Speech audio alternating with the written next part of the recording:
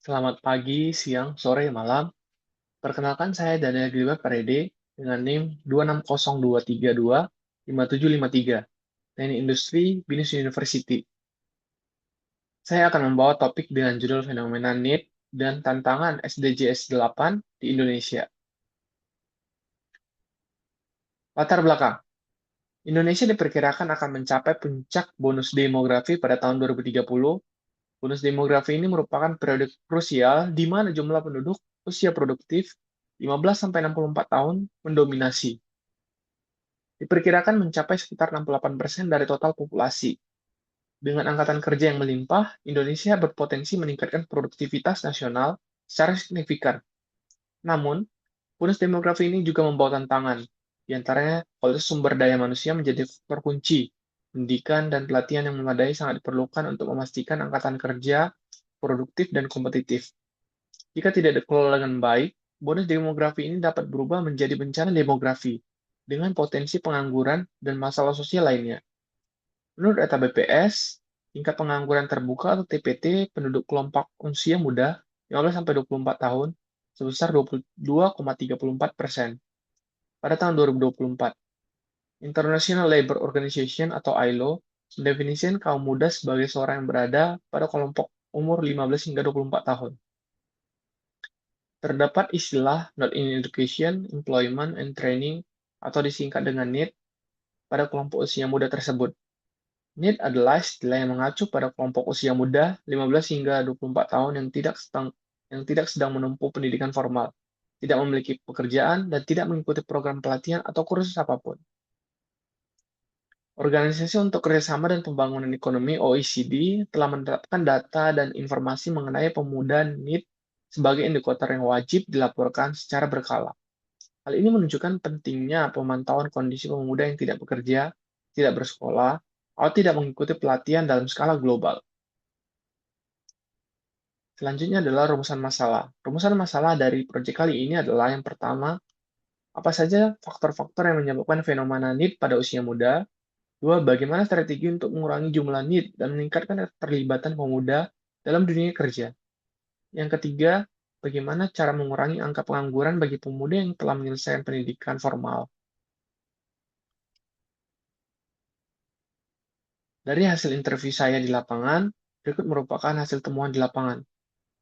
Fenomena ini di Indonesia mencerminkan adanya kesenjangan antara keterampilan yang dimiliki oleh generasi muda dan apa yang sebenarnya dibutuhkan oleh dunia kerja saat ini. Banyak dari mereka yang setelah lulus sekolah atau kuliah tidak langsung masuk dunia kerja karena mereka belum siap atau bingung memulai dari mana.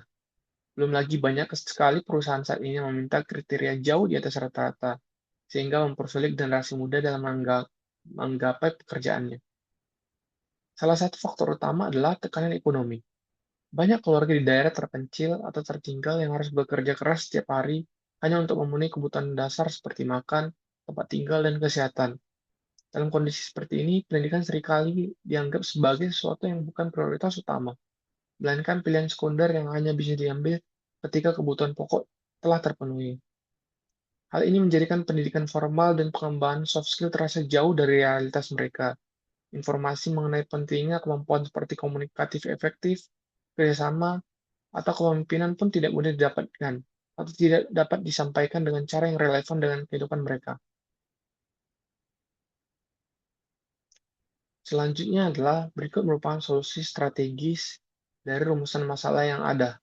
Perkuat kolaborasi pendidikan industri, program pelatihan praktis bootcamp vokasi, outreach untuk kelompok NEET, reformasi kurikulum, magang wajib, capacity building internal perusahaan, insentif bagi pelatihan tenaga kerja muda, soft skill, komunikasi etika kerja tim, perekrutan inklusif seperti perempuan dan disabilitas, retensi atau monitoring, dan budaya kerja sehat.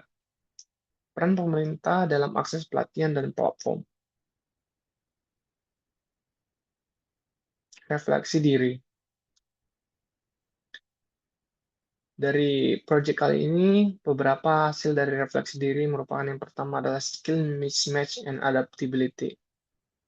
Salah satu hal yang paling menonjol dari wawancara ini adalah kesenjangan keterampilan antara lulusan pendidikan dan kebutuhan industri.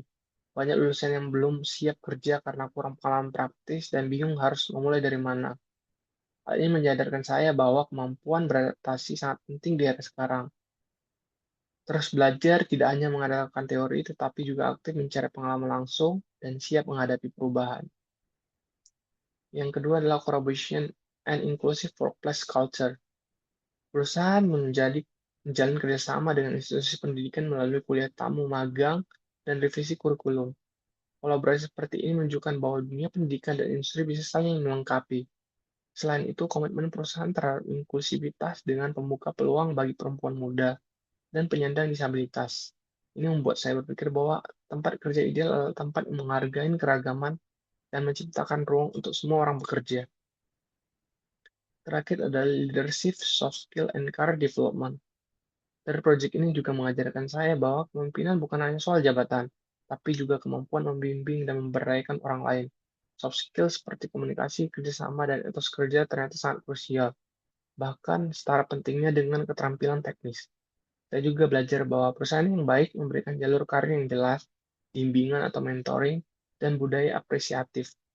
Semua hal ini mendorong saya untuk tidak hanya fokus pada nilai akademik, tetapi juga membangun karakter, sikap profesional, dan keterampilan interpersonal agar siap menghadapi dunia kerja yang sesungguhnya. Sekian dari presentasi saya kali ini. Terima kasih.